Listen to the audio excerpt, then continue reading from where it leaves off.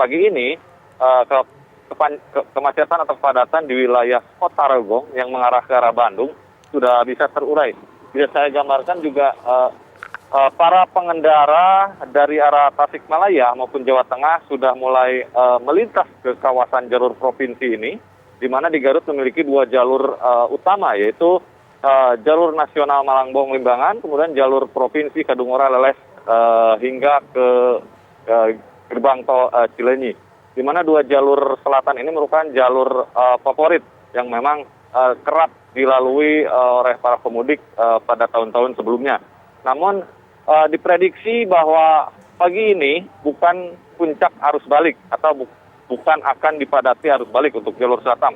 Akan tetapi diprediksi akan dipadati oleh para pemudik yang ingin melancong ke area-area wisata, kemudian mereka masih ingin bersilaturahmi ke sanak saudara juga kerabat. Seperti hari kemarin sejak siang, sekitar pukul 11 siang, kawasan jalur selatan ini dipadati oleh arus silaturahmi, di mana memang mereka, para pemudik yang sudah ada di kampung halaman, ingin melayat saudara-saudara mereka yang memang sudah hampir 2 tahun mereka semenjak pandemi tidak mudik. Sementara itu untuk puncak arus balik, semalam saya berbincang dengan petugas kepolisian bahwa memang diprediksi untuk jalur selatan yang akan dilintasi arus balik, ada 2 jalur itu, sekitar tanggal 5, 6, 7, dan 8. Ini adalah prediksi awal yang memang akan diantisipasi, di mana kepadatan biasanya mengular hingga puluhan kilometer. Demikian. Ya Taufik, lalu kemudian seperti apa antisipasi dari kepolisian untuk mengurai kemacetan di jalur selatan tersebut? Baik.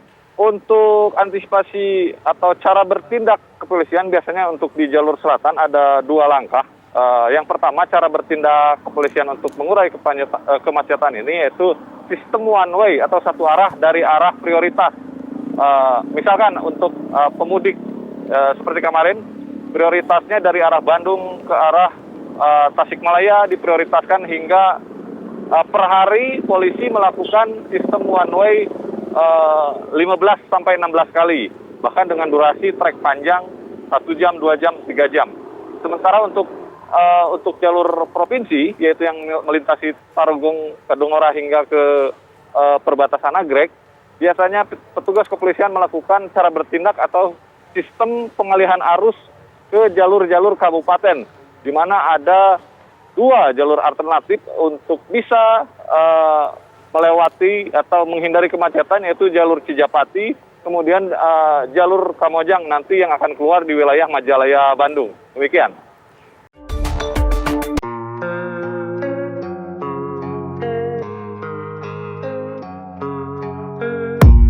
I don't really know what comes next. I'm just doing my best, even though I'm so stressed out. Everything just feels like a test that I fail, so depressed when I can't seem to get out. But something deep inside won't let me quit. I swear that I'm inspired by all this shit. Tell me that I can and I won't. That's what guides me the most. Your lies, I'll do what I want.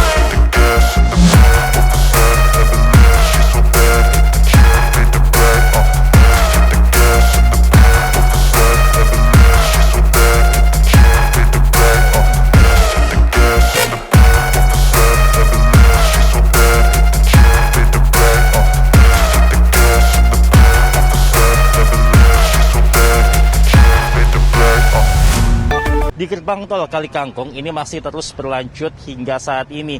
Dan tentu saja ini merupakan perubahan jadwal dari rencana awal, di mana rencana awal pada hari pertama pemberlakuan sistem one way ini hanya akan berlangsung hingga pukul 00 atau 12 malam. Namun ternyata pemberlakuannya diperpanjang hingga saat ini. Dan mengenai titik awal dari pemberlakuan sistem one way ini juga mengalami perubahan. Bila sebelumnya sistem one way dimulai dari kilometer 414 gerbang tol Kali Kangkung pada pukul 10 malam tadi, sistem one way ini sudah dimulai dari Simpang Susun Bawen, jalur tol Semarang Solo atau kilometer 422 di mana sistem one way ini berlangsung selama kurang lebih 9 jam dan berakhir pada pukul 8 pagi untuk di jalur tol Semarang-Solo. Ini sudah dibuka seperti biasa dan dapat dilalui oleh 2 arah kendaraan. Hanya saja memang sistem one way ini nanti akan bersifat situasional.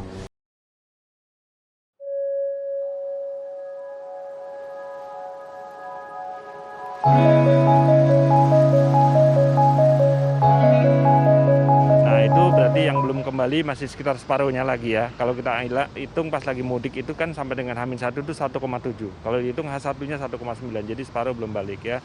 Nah memang kami himbau supaya kembali sebelum puncak hari Minggu ya, which is hari ini atau nanti setelah pada saat periode arus balik ini terjadi ya. Kan minggu depan juga anak sekolah juga ditambah liburnya sampai tanggal 12.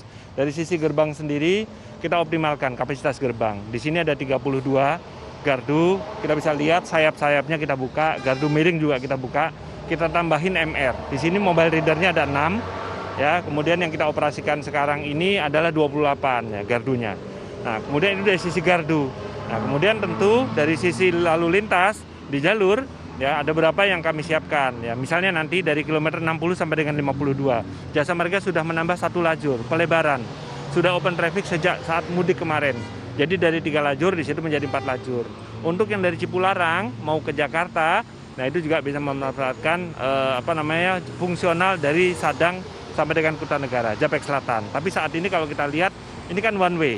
Jadi alhamdulillah ini relatif cair ya dan tinggi di sini ya. Memang himbauan kami adalah bagi masyarakat yang justru bepergian arah menuju timur karena ini kan prioritasnya ke barat. Nah, kami himbau yang menuju ke timur ya sementara tidak menggunakan jalan tol dulu. Jadi lewat jalan non tol. Gitu kira-kira gambarannya. Baik Pak, ini jika kita lihat kan memang sejauh ini untuk kawasan ini ramai lancar begitu, namun ini sempat tersendat di gardu-gardu ini Pak. Ini lantas selain untuk penambahan gardu ini mungkin ada cara mengatasi lain dari pihak Jasa Marga yang sudah dipersiapkan begitu Pak? Ya, gini Mbak ya, jadi kalau kita bicara kapasitas kita bisa lihat ya. Jadi antrian sebenarnya nggak terlalu panjang ya, antrian nggak terlalu panjang karena ini kita sudah buka 28 dan kita punya 32. Jadi kalau misal nanti ada tambahan kita masih tambah lagi bisa 4. Gitu ya. Kemudian kita juga ada tadi saya sampaikan mobile reader dan sebagainya, kita bisa tambah lagi ya. Nah, tapi yang saya ingin garis bawahi juga adalah beberapa kali kepadatan itu disebabkan sama saldo kurang. Ini masih sering terjadi. Jadi kami memang mendorong kepada pengguna jalan tolong bisa disiapkan saldo. Jadi ketahui tarifnya berapa dan kemudian pastikan saldonya mencukupi. Dan kalau misalnya nanti ternyata misalnya saldonya kurang, pastikan dulu mau masuk ke jalan tol sudah punya saldo cukup. Tapi kalau kurang bisa isi di rest area. Di seluruh rest area kami kerjasama dengan perbankan penerbit elektronik money, kami ada 21 titik tambahan untuk top up. Top up saldo ya. Jadi jangan mengandalkan isi ulang saldo atau top up saldo di gerbang. Kasihan mengganggu saudara-saudara kita yang ada lagi ngantri di belakang. Mungkin itu.